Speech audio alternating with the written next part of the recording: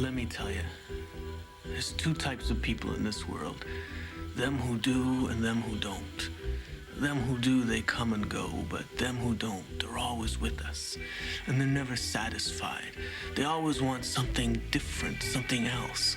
They expect life to be exciting and entertaining, and they're pissed off when it ain't.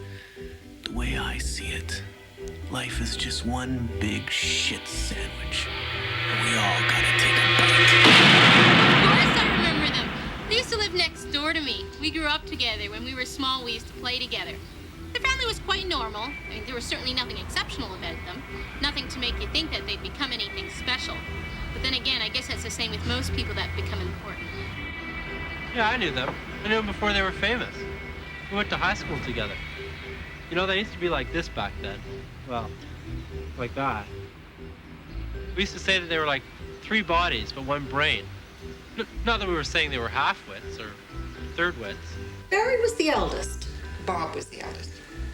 But no, I think Barry was the eldest. And then there was Bernie. Bob was the talker. Everybody always knew Bob because he could sell anything to anyone. That's right. Barry was the accountant. I remember when it actually started. I was in a bar one day, and Barry, he was the oldest, ran into the bar. He was all excited and said, "Richard, guess what happened to us?"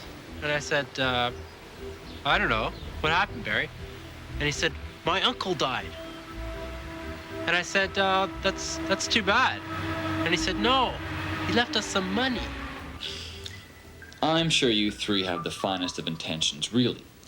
But let me put it to you this way. You have $40,000. I think that's been established, sir. Yes, but you don't have any collateral to offer up against the loan as a guarantee, so the bank knows you won't default. Look, as Bob told you before, we always thought it would be kind of nice to open up a little burger joint. Nothing fancy, just a pleasant place where people could go and enjoy good food and good service. That's all.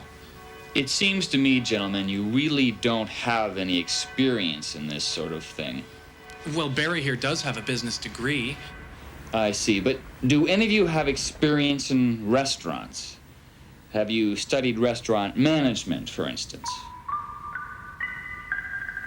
Have you ever worked in a restaurant? Even as a busboy? Look, all we want is a chance. Just a chance to prove ourselves. We're not asking for a handout or some charity, just a little bit of support. Financial support. Sure, it's a bit risky, but wasn't this country of ours built on risk? I mean, wasn't it? You think of like the voyageurs who like paddled north in search of gold, or the pioneers. What about the pioneers who like braved the elements as they went about pioneering? Hey, what does it matter? It all means risk. I mean, you would think a banker of all people should know that. I'm amazed at the banks. It's amazing we even have an economy. You people are too chicken shit to put a piddly bit of money into a project unless everything's guaranteed. Well, forget it. If you're too much of a candy ass to drop money into our project, then we'll just have to go out and find a businessman, a real businessman to do business with. Yes, I handled the loan for the Bonasti brothers. Naturally, I was a bit hesitant at first about giving them finances, but I mean, who wouldn't be? Anyway, I had to give them a chance.